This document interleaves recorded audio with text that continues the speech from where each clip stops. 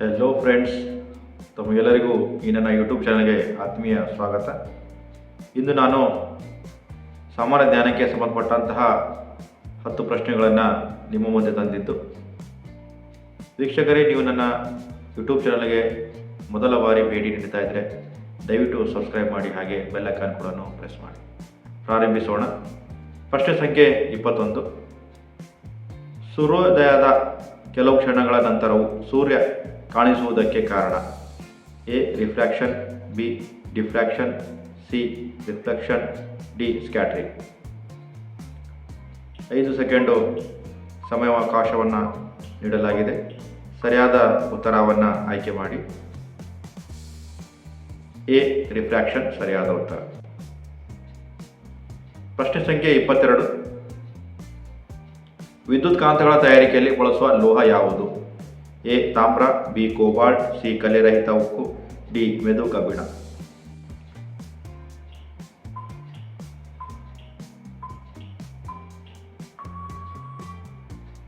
ಸರಿಯಾದ ಉತ್ತರ ಡಿ. ಮೆದು ಕಬ್ಬಿಣ.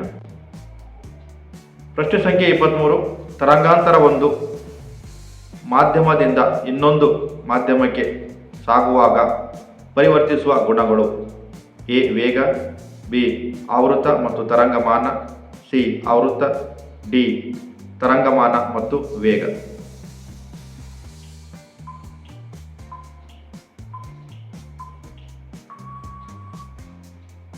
ಸರಿಯಾದ ಉತ್ತರ ಡಿ. ತರಂಗಮಾನ ಮತ್ತು ವೇಗ.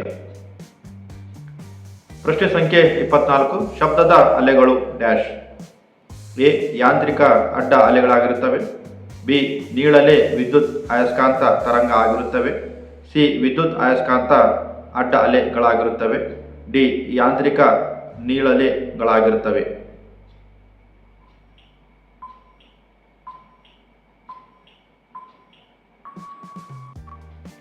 ಸರಿಯಾದ ಉತ್ತರ ಡಿ. ಯಾಂತ್ರಿಕ ನೀಳಲೆಗಳಾಗಿರುತ್ತವೆ. ಪ್ರಶ್ನೆ ಸಂಖ್ಯೆ 25. ಈ ಕೆಳಗಿನ ಯಾವ ವಿದ್ಯುತ್ಕಾಂತೀಯ ಅಲೆಗಳ ತರಂಗಾಂತರ ಉದ್ದವಾಗಿರುತ್ತದೆ? ಎ. ಅತಿ ಕೆಂಪು ಕಿರಣಗಳು, ಬಿ. ಬೆಳಕಿನ ಕಿರಣಗಳು, ಸಿ. ಗಾಮಾ ಕಿರಣಗಳು, ಡಿ. ಅತಿ ನೇರಳೆ ಕಿರಣಗಳು.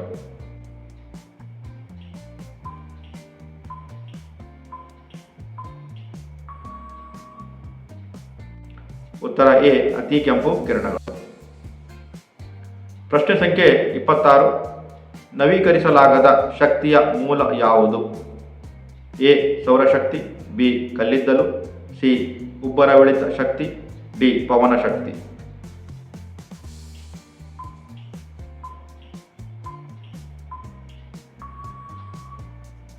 ಉತ್ತರ ಬಿ. ಕಲ್ಲಿದ್ದಲು. ಪ್ರಶ್ನೆ ಸಂಖ್ಯೆ 27. ಅತ್ಯಾಧುನಿಕ ರಡಾರ್ಗಳು ಡ್ಯಾಶ್ ತರಂಗಾಂತರದ ಅಲೆಗಳಲ್ಲಿ ಕಾರ್ಯನಿರ್ವಹಿಸುತ್ತವೆ? Option A. HF, B. Audio, C.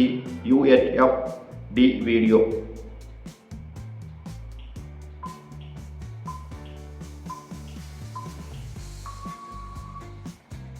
ಉತ್ತರ ಸಿ. UHF. ಪ್ರಶ್ನೆ ಸಂಖ್ಯೆ 28. ಸಾರ್ವತ್ರಿಕ ಗುರುತ್ವಾಕರ್ಷಣ.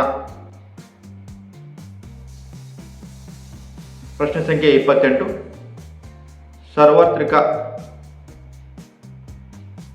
ಪ್ರಶ್ನೆ ಸಂಖ್ಯೆ 28. ಸಾರ್ವತ್ರಿಕ ಗುರುತ್ವಾಕರ್ಷಣ ಶಕ್ತಿಯ ನಿಯಮಗಳನ್ನು ಪ್ರತಿಪಾದಿಸಿದವರು ಯಾರು? A. Kepler, B. Copernicus, C. Newton, D. Galileo ಗ್ಯಾಲಿಲಿ.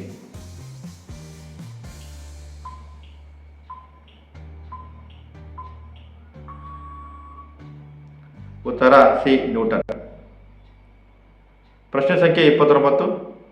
ಗುರುತ್ವದಿಂದ ಉಂಟಾದ ವೇಗೋತ್ಕರ್ಷವು ಯಾವುದರಿಂದ ಮುಕ್ತವಾಗಿರುತ್ತದೆ? ಎ. ಆಕಾರ, ಬಿ. ಗಾತ್ರ, ಸಿ. ವಸ್ತುವಿನ ಘನರಾಶಿ, ಡಿ. ಮೇಲಿನ ಎಲ್ಲವೂ.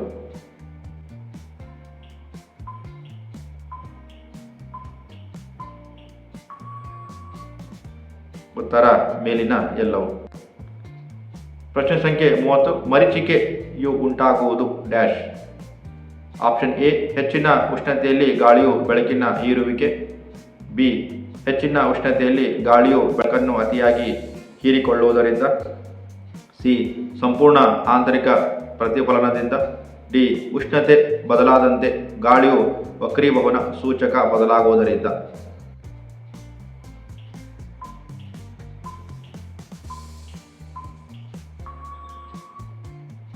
ಉತ್ತರ ಆಪ್ಷನ್ ಸಿ, ಸಂಪೂರ್ಣ ಆಂತರಿಕ ಪ್ರತಿಫಲನದಿಂದ. ವೀಕ್ಷಕರೇ, ಈ ಒಂದು ವಿಡಿಯೋ ನಿಮಗೆ ಇಷ್ಟವಾದಲ್ಲಿ ಲೈಕ್ ಮಾಡಿ, ಶೇರ್ ಮಾಡಿ. ಧನ್ಯವಾದಗಳು.